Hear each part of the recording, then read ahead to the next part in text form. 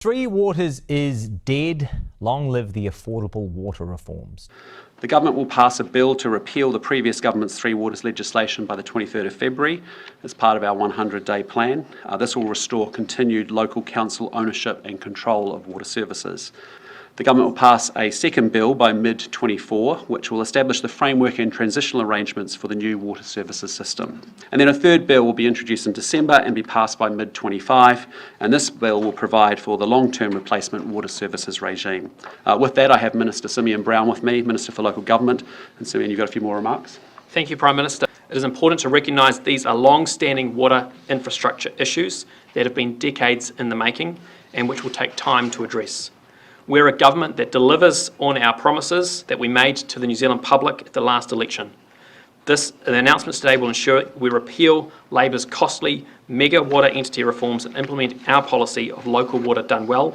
Our government, as you know, has inherited an economy in bad shape, and the damage done by Labour's economic mismanagement and fiscal recklessness will take time to undo. But New Zealanders can have confidence that our government is getting our country back on track.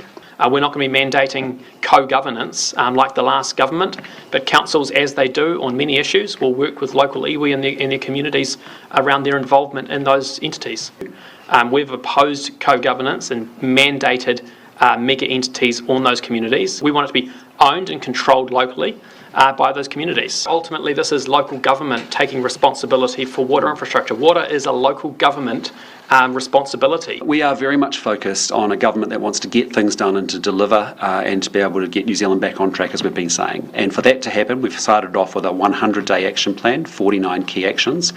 We will talk about what we're going to do at the end of that on March the 8th when that comes to an end. This country was founded on the Treaty of Waitangi. We signed a treaty. The treaty recognises that Māori have special rights in water in particular. There are provisions in our laws around the treaty that aren't democratic.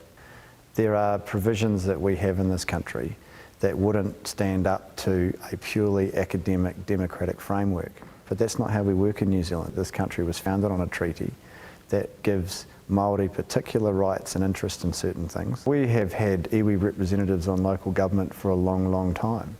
We've had separate Māori seats for a long, long time. There is a history of recognising the particular rights of Māori in this country. Recognising that the democratic system of this country was based on a promise, on a contract, I think that it's on the Crown to observe those obligations and commitments that it made.